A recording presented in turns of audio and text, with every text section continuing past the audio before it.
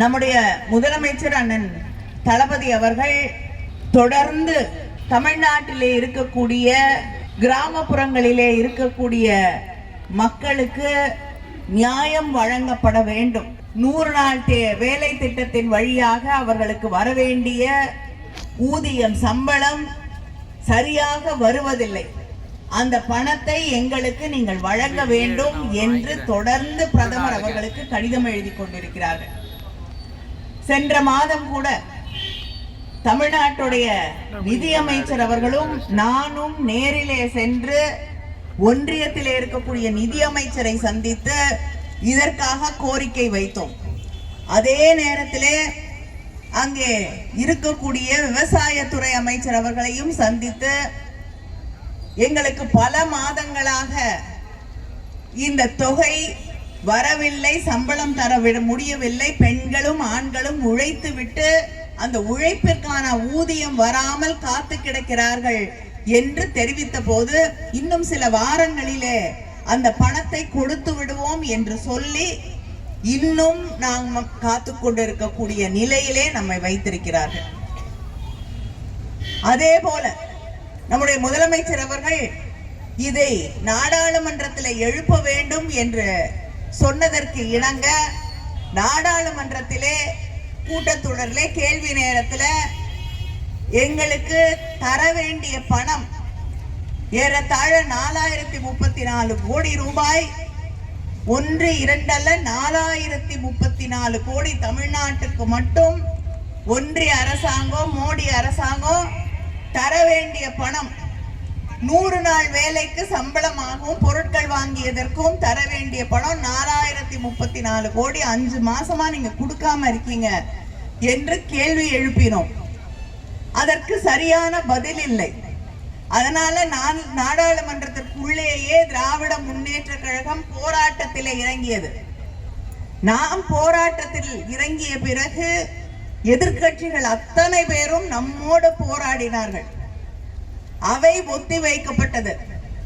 அவை ஒத்திவைக்கப்பட்ட போது அமைச்சர் எங்களை சந்தித்து தயவு செய்து அவையை நடத்துங்கள், அனுமதிக்க வேண்டும், நிச்சயமாக ஏப்ரல் முதல் வாரத்திலே முதலமைச்சரிடம் சொல்லுங்கள், உங்களுடைய பணம் வந்துவிடும் என்று உறுதியளித்தார்கள்.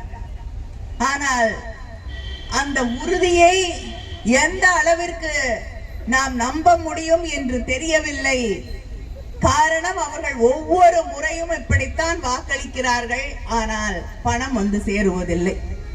அதனால்தான் மக்களோடு சேர்ந்து போராட வேண்டும், மக்களுக்கான நியாயத்திற்காக அவர்களோடு நின்று போராட வேண்டும் என்று இந்த போராட்ட களத்திற்கு அமைச்சர்களை எம்பிக்களை நம்முடைய முதலமைச்சர் அவர்கள் அனுப்பி வைத்திருக்கிறார்கள்.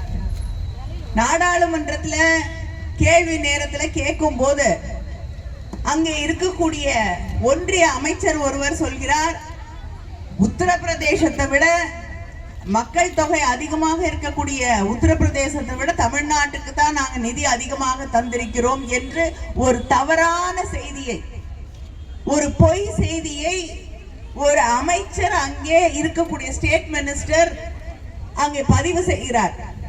உண்மையில பார்த்தோம்னா தமிழ்நாட்டுக்கு 10,000 கோடி கொடுத்திருக்காங்கன்னா உத்தரப்பிரதேசத்துக்கு 11,000 கோடிக்கு மேல நிதியாக அவர்கள் வழங்கி இருக்கிறார்கள்.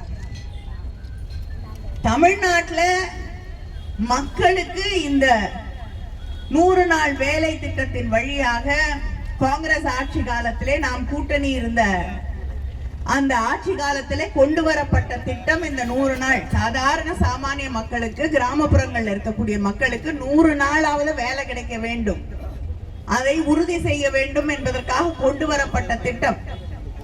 ஆனால் மோடி ஆட்சிக்கு வந்த பிறகு இதற்கு பணம் ஒதுக்குறது கூட குறைந்து கொண்டு வரக்கூடிய ஒரு நிலை. ஆனால் அதை எதிர்த்து நம்ம கேள்வி கேட்டோம்னா, ஒரு அமைச்சர் நாடாளுமன்றத்திலே பொய்யான செய்தியை, தவறான செய்தியை, உத்தரப்பிரதேசத்துக்கு நாங்க குறைவாக காசு கொடுக்கிறோம், தமிழகத்திற்கு தான் அதிகமாக தருகிறோம் என்று சொல்கிறார். எதிர்க்கட்சிகள் ஆட்சியில் இருக்கக்கூடிய எல்லா மாநிலங்களிலும் அவர்கள் எது கேட்டாலும் நம்ம பிள்ளைகளுக்கு வர வேண்டிய படிப்பதற்கான கல்விக்கான நிதியை நீ 3 மொழி படிச்சாதான் நான் கொடுப்பேன்னு சொல்லி கிட்டத்தட்ட 2000 கோடி ரூபாய்க்கு மேல் அங்கே வைத்துக் கொண்டு நம்மை மிரட்டி கொண்டு இருக்கக்கூடிய ஆட்சிதான் ஒன்றியத்திலே இருக்கக்கூடிய பிஜேபி. இங்க நல்லவர்கள் போல் தமிழகர்கள் மீது, தமிழ்நாட்டு மீது அக்கறை இருக்கக்கூடியவர்கள் போல் வேடம் இட்டு கொண்டு வருகிறார்கள். நம்ம பிள்ளைங்க படிக்கிறதுக்கு வர வேண்டிய நிதியை கொடுக்கறது இல்ல.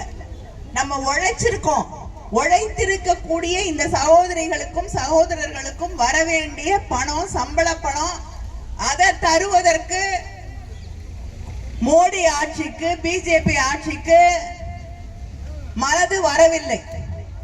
இங்க இருக்க இவ்வளவு சகோதரிகள் இருக்கீங்க, நீங்க தான் வீட்டு வரவு செலவு கணக்கு பாக்குறீங்க இல்லையா? நான் உங்களை ஒண்ணு கேக்குறேன். ஒரு மாசம் நீங்க ஒரு செலவு வருது உங்களுக்கு இல்லையா? ஏதாவது ஒரு மருத்துவ செலவோ வேற ஏதாவது ஒரு செலவோ, அது மாசம் மாசம் வரக்கூடிய செலவுன்னு உங்களுக்கு தெரியும்.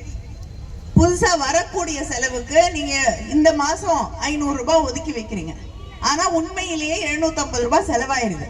அப்ப அடுத்த மாசம் என்ன செய்வீங்க? முதல்லயே 750 ரூபாய் எடுத்து வச்சிருவீங்களா இல்லையா? அதுக்கப்புறம் தேவைன்னா இன்னும் சேர்த்து கொடுப்பீங்க, இல்லைன்னா 750 ரூபாய் போதும்னா அதை வைப்பீங்க.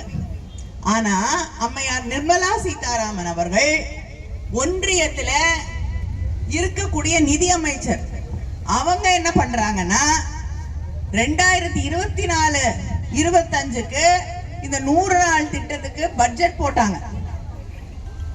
பட்ஜெட்ல என்ன பண்ணணும்? எவ்வளவு தேவையோ அதை புரிந்து கொண்டு அதுக்கு பணம் ஒதுக்கணும். 86,000 கோடி அதுக்கு ஒதுக்குறாங்க. நாங்க கேட்டோம், இவ்வளவு குறைவா ஒதுக்கிருக்கீங்களே, எப்படி போதும்? இல்ல இது தேவை இருந்தால் நாங்கள் அதிகரித்து தரக்கூடிய ஒன்று என்று. அப்ப துண்டு விழுது பட்ஜெட்ல. எவ்வளவு? கிட்டத்தட்ட 10,000 கோடி அதுல துண்டு விழுது. 9,754 கோடி அதுல துண்டு விழுது. இந்த வருஷம் துண்டு விழுந்தது இல்ல, அந்த 10,000 கோடியை சேர்த்து இல்ல போடணும் பட்ஜெட். இந்த வருஷம் என்ன பட்ஜெட் போட்டிருக்காங்க? அதே 86,000 கோடி. இந்த லட்சணத்துலதான் ஒன்றிய அரசாங்கம், மோடியோட அரசாங்கம் பட்ஜெட் போட்டுக்கிட்டு இருக்கு. அப்ப துண்டு விழாம என்ன நடக்கும்? சம்பளம் கொடுக்கிறதுக்கு வழி இல்லை. 5 மாதங்களாக போராடி கொண்டிருக்கிறோம். பல முறை அங்க இருக்கக்கூடிய அமைச்சர்களை சந்தித்து எங்களுக்கு தர வேண்டிய நிதியை வழங்க வேண்டும் என்று கேட்டுக்கொண்டிருக்கிறோம். தமிழ்நாட்டின் முதலமைச்சர் அண்ணன் தளபதி அவர்களுக்கு தொடர்ந்து கடிதம் எழுதுகிறார்கள். ஒவ்வொரு முறையும் பிரதமரை சந்திக்கக்கூடிய நேரத்திலே இந்த கோரிக்கையை வைக்கிறார்கள். ஆனால் இனிமேல் பொறுத்தது போதும், நாம் போராடுவோம், களமிறங்கி போராடுவோம், நமக்கு நியாயம் கிடைக்கும் வரை என்று நம்முடைய முதலமைச்சர் அவர்கள் அறிவித்திருக்கிறார்கள்.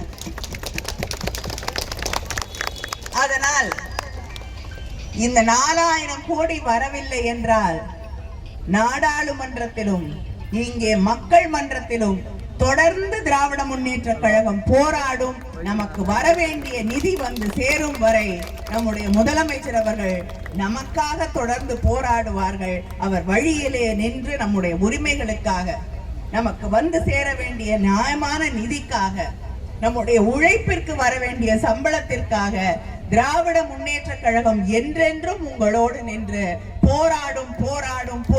நன்றி, வணக்கம்.